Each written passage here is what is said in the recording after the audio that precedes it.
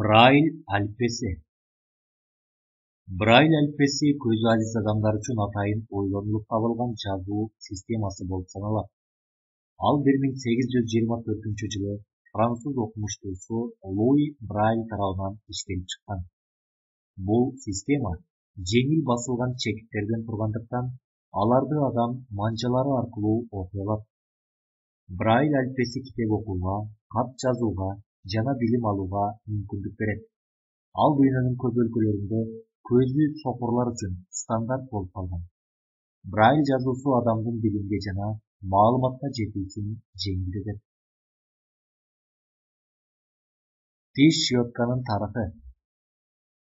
Эң биринчи тиш щетканын туулган күнү 1498 жылдын июнь айы. Ал биринчи Кытайда пайда болгон. Алгач аны чочконун, аттын жана кашкулактын кылдарынан жасашкан. Бул тиш тазалагычтар Европа мамлекетине 17-кылымдын аягы, 18-кылымдын башында алынып келинип, абдан кеңири тараган. Бара-бара бул табигый кылдар нейлонго алмаштырылган. Ошентип, биз колдонуп жаткан кадимки тиш щеткалар пайда болгон. Алгачкы щеткаларды жаратуучу болуп америкалык Addis фирмасы эсептелинет. 1840 жылы Францияда, Германияда жасала баштаган. Анын талчалары көбүнчө Кытайдан жана Орусиядан алынып келинген. 1938 жылы табигый талчалар синтетикалык булалар менен алмаштырылган. Портфель менен сүйлөшүү. Сен ага ишенбе. Менин таятам андай эмес. Таятам булардай куу эмес. Ошол үчүн баары күлө берет. Ал экөөбүздү мектепке жеткирип турат. Мектеп каерде экенин сен али билбейсиң, Алыс эмес. Бир күнү көрсөтөм. Экөөбүз кароол дөбөгө чыгып алып, мектепке дүрбү салып беребиз. Анан дагы дүрбү салып, мен сага ак кемени көрсөтөм. Ага чейин бастырмага жүгүрүп кирип чыгалы. Дүрбү ошол жерде катылуу. Торпокту откозуш мойнумда. Бирок мен болбой эле ак кемени көргөнү кетип калам. Чоң торпогубуз бар. Алым жетпейт, сүйрөп кетет. Анан барып күндөй эле энесин ээнип коет.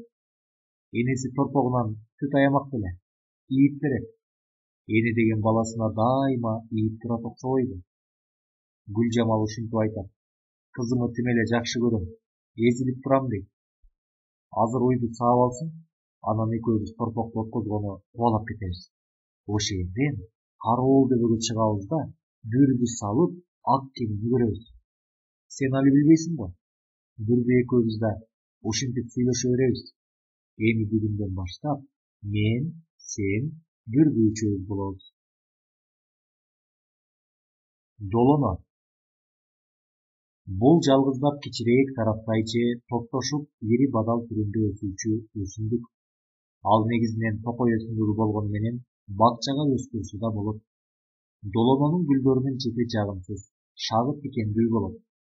Ошентсе да анын бутактарына кичинекей чымчыктар уя салат. Аларды кызыктырган дал ошол тикендер. Тикендери менен долоно душмандарынан коргонот. Шагына коргологондорду да коргойт. Гүл сары. Бир маалда кыл аркан туңшугун сылай өтүп, мойнуна илинди. Гүл сары андан да шеге албай тура берди. Анан Гүл сары кетенчиктеп жөнөй бермекчи болду эле, боюндагы кыл аркан сыйыт мактап тартылып келип, тык токтотду. Гүл сары кежеңете бир жулкунуп алды. Болбоду. Ошондо эси чыгып, турган жеринде так секирди. Көзү чарасынан чыга кошкуруп, кишенеп жиберди. Жан талашып, көккө дагы атылды. Анан үстүнө аба чапчыды. Күн элтеңдеп топтой секирип, шакек тегерек ички алкактарга сынып кеткендей асманга толуп чыкты. Туш тарапка дөңгөлөндү. Анан тоо да, күн да өчүп, Гүл сары бүткөн бою калчылдап, караңгы түндү чапчылап калды. Окшоштуруу.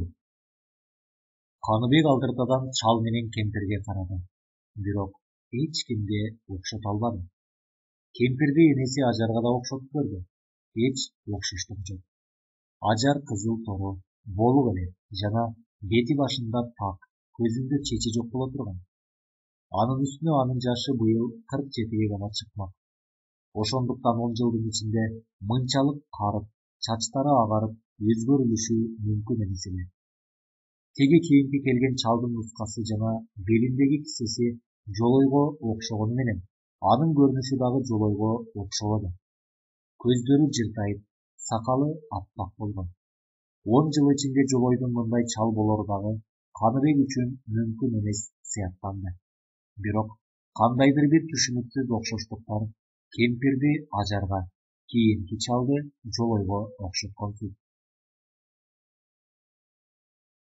Кайран теректер. Кайран теректер. Арадан канча заман өткөнүн ушундан эле билүүгө болбойбу. Саламатсыңарбы, асылзат теректер. Силерди элдин келечегин тилеп күткөн, багып өстүргөн кишинин айткандарынын баары келди. Мына эми, ал эл журтун душмандардан коргош үчүн кан майданга аттанып жөнөп кетти. Мынча эмне үрөйүң ырчып, муңдана шуулдайсыңар? Кыш келе жатат. Саргарган жалбырактарыңарды шамалотуп, жылаңач калганыңарга кейип турасыңарбы? Ооба, бороон чапкындуу кышта болот, бирок жазда келет. Кейбегиле, теректер, муңданбагыла. Биз силерди жакшылыкка багыштап күткөнбүз. Силер толукшуп бүрдөгөн жаздын биринде жегиш да келер, тынчтык да келер. Койручок. Молдо атчан үргүлөп келатты. Олжого түшкөн тайды жетелеп алган. Бир маалда жетегиндеги тай чиренип баспай калгандыктан артын карап бир бакырып алды да атын камчылап качып жөнөдү. Тай кандайдыр бир балеге айланып аны тиктеп турган экен. Молдо үйүнө келип курмандыкка мал союп, балээ тууралуу элге айтат, ооруп да калат. Бирок көп узабай балээнин сыры ачылды. Көрсө, молдонун үргүлөп келатканын көргөн койручок жылаңачтанып, денесине улайшып, бети башында боюп, молдо жетелеп келаткан тайдын күбөнүн шыпырып алып, өз мойнуна салып, чирене туруп калган экен. Ошентип элди алдаган молдо эл алдында маскара болду. Койручок өз жоруктары менен бай мынаттардын терс жоруктарын ашкерелеген.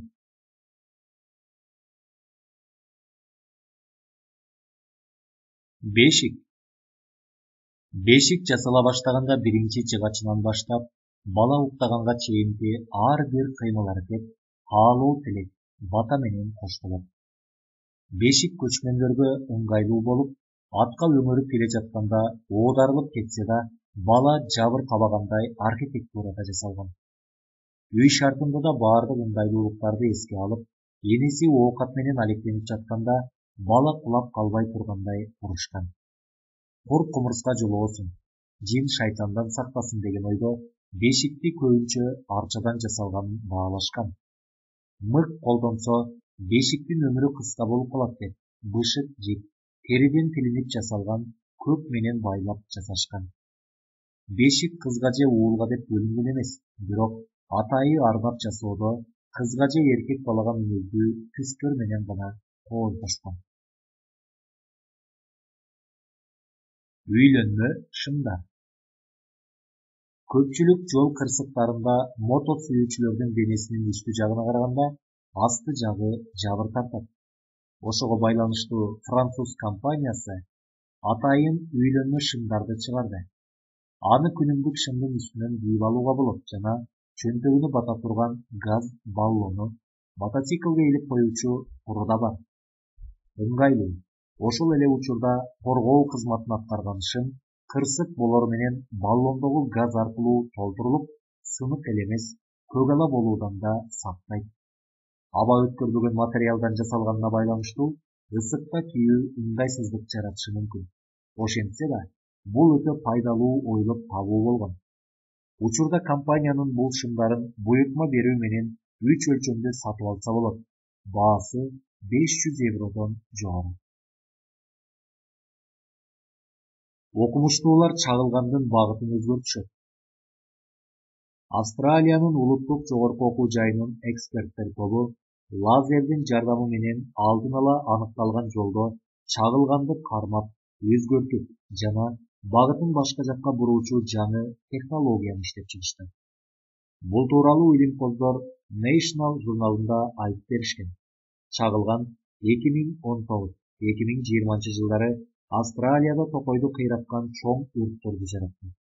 Чагылгандын разрядын көзөмөлдөө жана багытын өзгөртүү өрт чыгуу коркунучун азайтууга, адамдардын, жаныбарлардын өмүрүн жана токойдорду сактап калууга жардам берет. Wi-Fi коен. Коммуникациялык Wi-Fi коенду француздар тарабынан ойлонуп табылган. Ал түрдүү түстөргө куулуп, сүйлөп, ырдап, кулактарын кыймылдатып, аба ырайын, акыркы кабарларды билдирип турат. Мындан тышкары кат алмашуу кызматын да көрсөтөт экен. Мындай кызмат азыркы күндө кенен жайылуунун үстүндө. Орусияда да бул коенду сатып алып, өз текчелерине коюп алгандар бар. Француздар бул коенду адамдын электрондук досу катары санашат. Эгер сиз аны колдонуп бүткөндөн кийин уктоону сурансаңыз, ал уктап да калат. Вирустун дабасы антивирус. Антивирус бул жеке компьютерлерге зыян алып келүүчү ар кандай вирустук программаларга каршы иштелип чыккан программа. Антивирустук программанын негизги максаты вирустук программаларды аныктоо, алардан жапа чеккен файлдарды калыбына келтирүү, тактап айтканда, аларды айыптыруу жана зыяндуу вирустардан алдын алуу болуп эсептелинет. Компьютердеги эң негизги программалар Microsoft Windows программасы тарабынан жазылгандыктан, вирустук программалардын көбү ага жараша даярдалып келген. Бирок учурда Microsoft'тун негизги атаандаштары өзүнүн кынтыксыз коопсуздугу менен айырмаланып келген Linux'тагы каршы вирустук программалар чыгарылууда. Алар бир гана компьютерлерге ылайыкталбастан, чөнтөк телефондорго дагы ылайыкталып чыгарылат.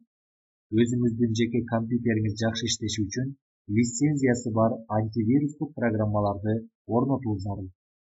Анын тийиштүү деңгээлде иштеши үчүн компьютер интернетке кошулуп, ошондой эле антивирустук программаны колдон келишинче жаңылап турушу керек. Labubu деген эмне? Labubu бул The Monsters деп аталган иллюстрациялык чыгарманын каармандары. Комиксти 2015-жылы Гонконгдук сүрөтчү Кассин Лунг тартып чыккан. Чыгармада Лабубудан сырткары Диммомбо, Тайкокко, Спуки, Пато сыяктуу каармандар да бар. Бирок коомчулук Лабубуну өзгөчө жакшы көрүп, дүйнөгө белгилүү болушуна салынгоч окшойт. Кызыгы 2015-жылы жарыкка чыккан комикстин каарманы 2025-жылы популярдуу болгондугунда. Лабубулар кичинекей, курч тиштүү, элк сымал тик кулактуу жаныбарлар. Алар токойдо жашашат. Чыгарманын автору Лабубуларды жаратылыштын кооздугунан, илгертен айтылып келген жомок мифтерден таасирленип жаратканын айтат. Вазелин. Вазелинди 1859-жылы англиялык химик Роберт Аугуст Чесбро ачкан. Окумуштуу алгач изилдөөсүнө мунай желеси деген аталыш берген. Анткени вазелин мунайдан алынып, иштелип чыккан. Бирок бул аталыш рынокто сатып алуучуларды өзүнө тартпагандыктан вазелин деп өзгөрткөн. Аталышы немис тилинен Wasser суу жана грек тилинен Elime зайтун майы деген түшүнүктөрдү камтыйт.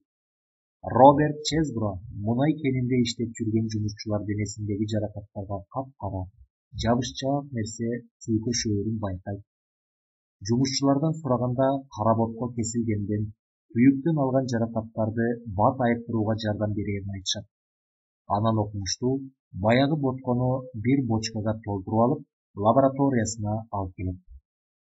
Курамы минералдык майлар жана парафин болуп чыгат. Биринчи тазалоодо каработко сары түскө келет. Толугу менен тазалоодон өткөндө түссүз, майлуу майзга айланат.